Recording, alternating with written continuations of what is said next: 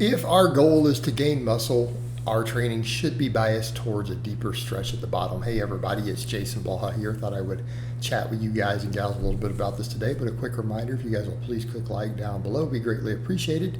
If you are not subscribed or following, please do so, and if you will be kind enough to drop me a comment down below, be greatly appreciated. Thank you so much. Let's get over to this.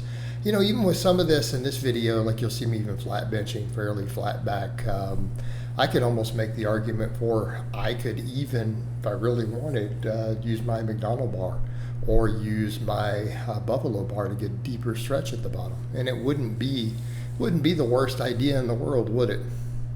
Okay, I happen to have both, but I mean that's exactly what we're talking about. Of if we're going to look at gaining muscle, we have to think of those things. If you are trying to maximize hypertrophy and muscle growth, we need to be getting deep stretches at the bottom. So even then with the dips here, I got pretty strong and going right to parallel, but then I realized that my shoulders will allow me to go deeper, right? So notice there, that's, I got my rear delt is still going a couple inches below my elbow. So I've been going for a deeper and deeper stretch, and I may even work on that further of trying to get that pause at the bottom, right? Trying to get that pause just to get that deeper stretch, okay? And this is, again, examples of what we're talking about. The same thing, I always try to do my chins from a dead hang. Those rows, I'm trying to spread the scapula. Same thing, I've started doing more and more squats, even though I'm a power lifter and I only have to break parallel. And you guys have seen me do earlier this year a 500-pound squat, just a hair below parallel, right at just a hair below.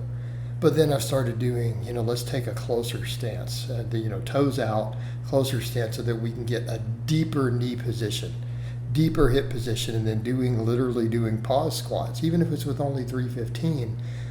When you think about this stuff, and that's its own topic, of even if you have to reduce weight to achieve a deeper stretch, we're not losing tension, because at the end of the day, it is about putting tension on the muscle.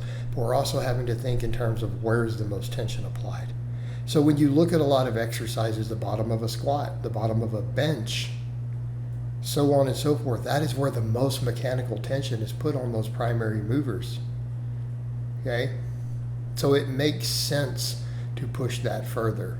So even with these squats, I started doing that. And again, this week, I'm almost like, I wonder if I can improve that further. Can I get a stance where I can still do work sets with the 315 and get deeper and deeper? Isn't that progressive tension overload? And it is, and it's not because, you can make a heavy weight feel light. No, it's about, can I place more tension on the quads, on the glutes? Because notice when I do get deeper on those belt squats, I'm able to get into a position.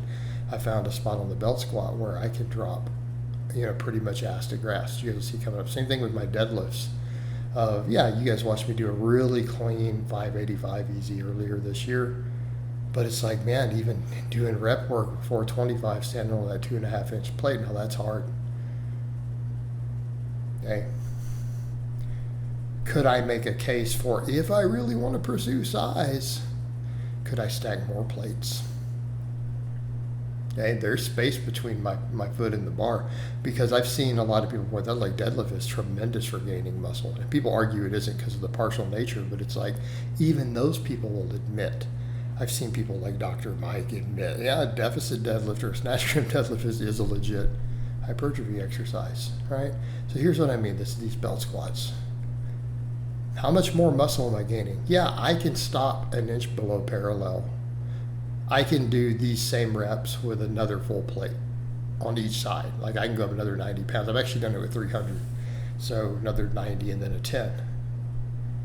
Does it give me the same stimulus? I think we get more stimulus from that deeper stretch. Because again, it's about, are we going into the longer ranges of motion, right? Some exercises, the top range of motion doesn't have to create tension, so therefore we don't care as much. Okay, so we go with where do your joints allow for? Okay, but again, if our pursuit is muscle growth, I don't think it's a bad thing for us to go that route. And I'm doing more and more of that myself as I'm cutting right now, because it's like, can I find some new novel stimulus? Do I need to focus on incline curls instead of even barbell curls? It's a question I'm asking myself. I get a better stretch on them. is it going to be worse than bicep growth? You know, and this is the stuff that matters if you are really chasing muscle growth. And it's not going to make you weaker. I mean, realistically, I've got really strong deficit deadlifts before come in and just mog 600 plus pound deadlifts after. Okay? I can make that same point. What happens if I keep building volume and build bigger quads and glutes, but still maintain a squat pattern movement? What if I go really, you know, a little narrower stance, higher bar, and we get even deeper and just bang out reps with 315? It's still built a 500 squat. Okay, size raises strength potential. We are still working the motor patterns. We're still working those movements. You know, we're still working those things. Perfectly reasonable, perfectly viable to do so. You know, same thing. I could probably take that buffalo bar and just give really stronger reps of 275, 280. Well, my normal pause flat bench go up, absolutely. Same thing with these dips. It'll all go up. People forget that. You know, it's like if you are gaining muscle in the primary movers, you're going to get some carryover. Now, do you get the best strength carryover by maxing out in the sort of ranges that you max out on your lifts? Of course. But you get real strong at these really deeper variations of these movements. Anybody really think your maxes aren't going to go up? They will. Raise the strength potential. You still practice a little bit with the other classic lifts, but you're going to get jacked. Okay? Heavy progressive overload put into deep stretches when we're still using heavy weights, you're going to get jacked. And it doesn't matter that people say, oh, it's only 315 on a squat. We know you straight up just mod 500. Doesn't matter. The tension, the net total tension on those muscles, okay?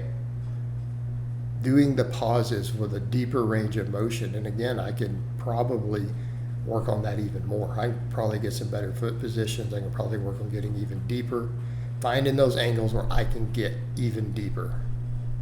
Because those are paused. I can't go deeper because I'm pausing. Like you guys can tell I'm stopping there. But can I get a spot where I can get those hips a little further back? Can we get deeper? Can we get similar to that belt squat? Maybe. What's that do for my size and strength? And that's the point I'm making, guys. Those stretch positions matter. They will get you jacked. Work them. Work on them. They are critical for hypertrophy. It's not just about, progressive overload is not just about moving the most weight. It's about creating the most tension on the muscle. And that's the point.